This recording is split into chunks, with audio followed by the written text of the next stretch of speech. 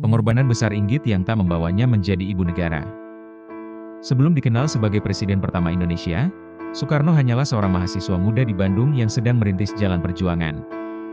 Dan di masa itulah, ia bertemu dengan perempuan yang kelak menjadi salah satu orang paling penting dalam hidupnya, Inggit Garnasih.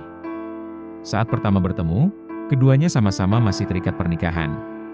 Soekarno adalah suami Siti Utari, sedangkan Inggit merupakan istri Haji Sanusi, seorang pengusaha sekaligus tokoh Sarekat Islam. Soekarno bahkan sempat tinggal di rumah Inggit dan Sanusi.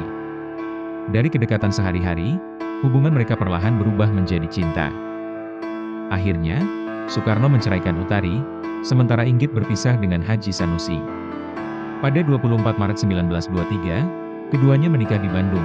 Namun, kehidupan mereka setelah pernikahan jauh dari kemewahan. Soekarno masih kuliah di Teknik Hoge School Bandung, sekaligus mulai aktif dalam pergerakan. Sementara itu, Inggit justru menjadi penopang ekonomi keluarga. Ia berdagang, membuat bedak dan lulur, menjahit, hingga melakukan berbagai pekerjaan untuk memenuhi kebutuhan rumah tangga dan mendukung perjuangan suaminya.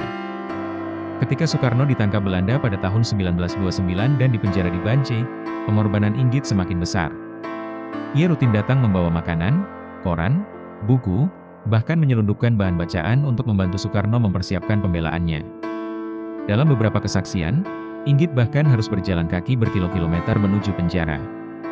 Ia bukan sekadar istri, Inggit adalah sumber nafkah, penguat mental, sekaligus bagian dari perjuangan Soekarno.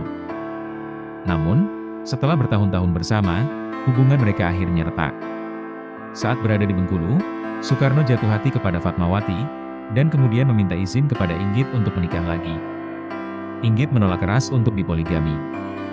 Ia memilih mempertahankan prinsipnya, meski harus kehilangan lelaki yang telah ia dampingi sejak belum menjadi siapa-siapa. Pada 1943, Soekarno dan Inggit resmi bercerai, dan beberapa bulan kemudian, Soekarno menikahi Fatmawati. Karena itulah Inggit tidak pernah menjadi ibu negara pertama.